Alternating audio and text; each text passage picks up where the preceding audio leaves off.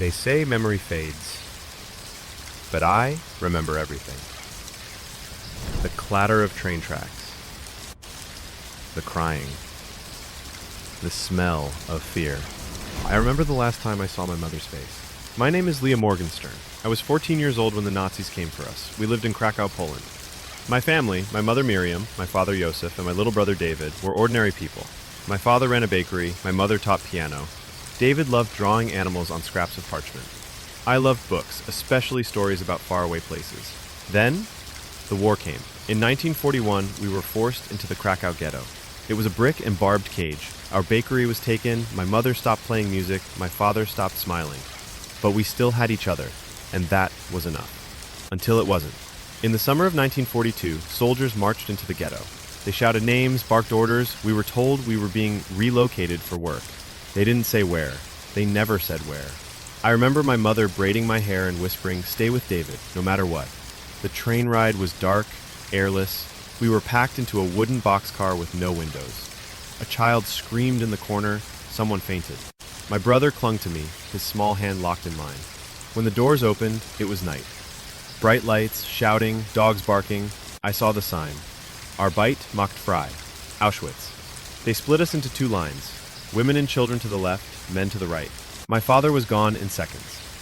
David was only 8. They told me to go left. I begged to stay with him, but a soldier hit me with the butt of his rifle. David was crying. That was the last time I ever saw him. We were stripped, shaved, and given striped dresses. They tattooed a number on my arm. A3 8462. I was no longer Leah. I was a number. The days blended into each other, gray and cold. Roll calls in the snow. Soup that tasted like dirt. Work that broke your back.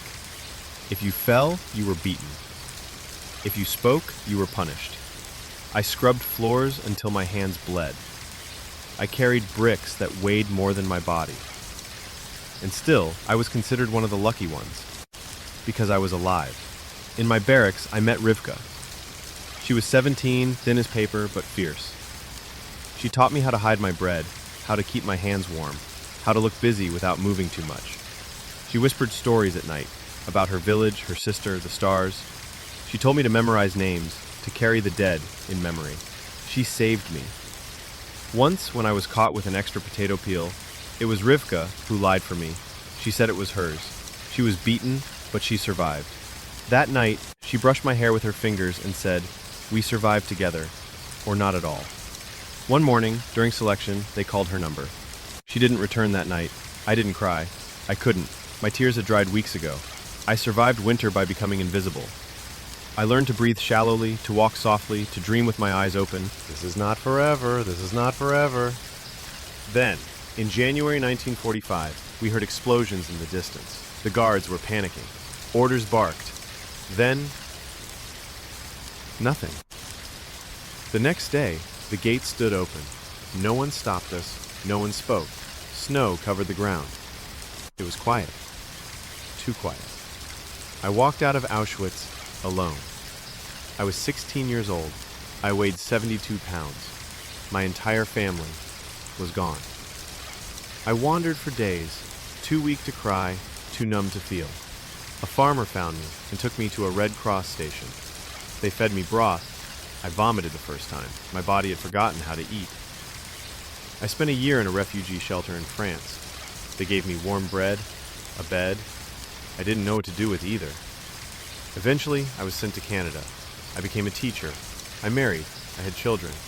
I named my daughter Rivka, but I never forgot. Every night, I wake to the sound of train wheels. Every winter, I feel the cold of that place. Every time someone asks me why I survived, I say I don't know. Maybe to tell this story, so it doesn't happen again, so they're not forgotten, so we remember Leah, so we remember Rivka, so we remember them all.